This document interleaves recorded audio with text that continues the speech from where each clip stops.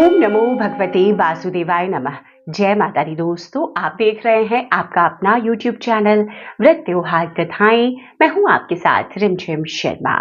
दोस्तों, आज इस वीडियो में मैं आपके साथ वैशाख मास महात्म्य के 24वें अध्याय का वर्णन करने जा रही हूँ। देखिए, अब तक 23 अध्याय हमने श्रवण किया है, तो एक बार फिर से सभी भक्त भगवान श्री हरि विष्णु माता लक्ष्मी को ध्यान में रखते हुए उनके नामों के जप के साथ में इस अध्याय का श्रवण करते हैं। आज के इस अध्याय में पाप प्रशमन नामक स्रोत का वर्णन है।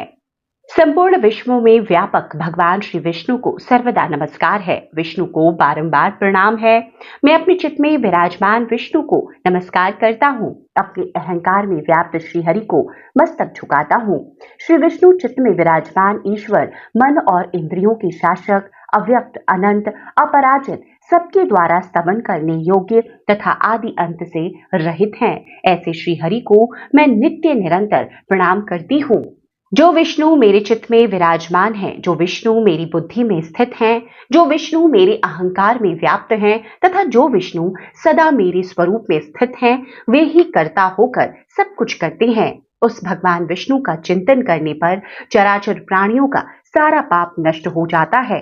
जो ध्यान करने और स्वप्न में दिख जाने पर भी पापियों के पाप हर लेते हैं तथा चरणों में पड़े हुए शरणागत भक्त जिन्हें अत्यंत प्रिय हैं, उन वामन रूपधारी भगवान श्री विष्णु को नमस्कार करती हूँ, जो अजन्मा, अक्षर और अविनाशी हैं तथा इस अवलंब शून्य संसार में हाथ का सहारा देने वाले हैं। स्तोत्रों द्वारा जिनकी स्तुति की जाती है, उन सनातन श्री विष्णु को मैं प्रणाम करती हूँ।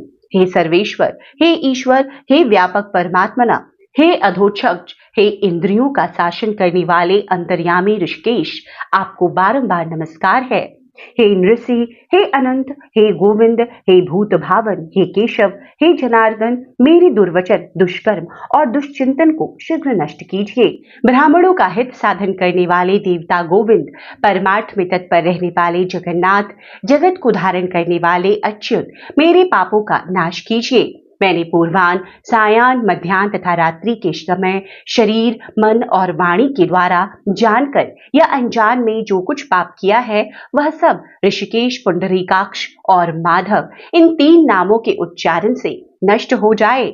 ऋषिकेश, आपके नामोच्चारण से मेरा शारीरिक पाप नष्ट हो जाए। पुंडरीकाक्ष, आपके स्मरण से मेरा मानस पाप शांत हो जाए तथा माधव, आपके नाम कीर्तन से मेरे वाचिक पाप का नाश हो जाए। मैंने खाते पीते, खड़े होते, सोते, जागते तथा ठहरते समय मन, वाणी और शरीर से स्वार्थ या धन के लिए जो कुत्सित योनियों और नरकों की प्राप्ति कराने वाला महान या थोड़ा पाप किया है, वह सब भगवान वासुदेव का नामोच्चारण करने से नष्ट हो जाए।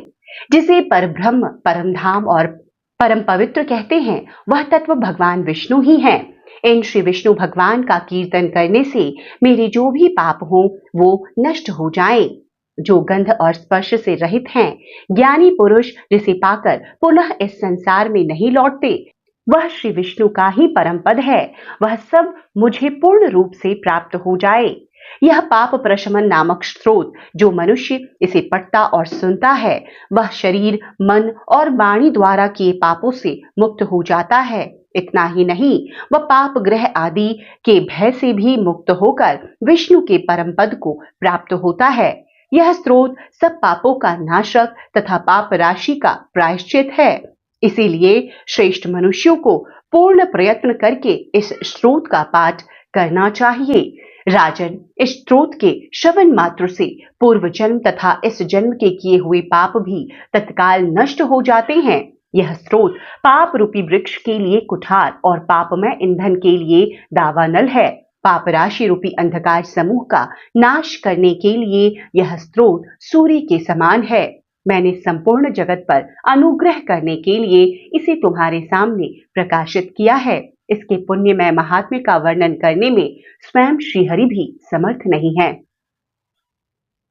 तो इस प्रकार आज 24वें अध्याय में हमने पाप प्रशमन स्रोत का वर्णन सुना। तो भक्तों, जिस प्रकार से आपने सुना कि इस पाप प्रशमन स्रोत के श्रवण मात्र से ही समस्त पाप राशियों का अंत हो जाता है, तो उम्मीद करती हूँ कि आज की यह कथा, आज का यह स्रोत आप सभी को पसंद आया होगा।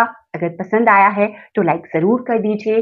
चैनल पर पहली बार आए हैं, इस तरह की जानकारियां आपको भी अच्छी लगती है तो चैनल को सब्सक्राइब कर नोटिफिकेशन के लिए बेल आइकन जरूर प्रेस कर दीजिए, ताकि यहाँ पर मिलने वाली सभी वीडियोस आपको सही समय पर प्राप्त हो सके। वीडियो देखने के लिए बहुत बहुत शुक्रिया। जय श्री हरि विष्णु, जय माता लक्ष्मी।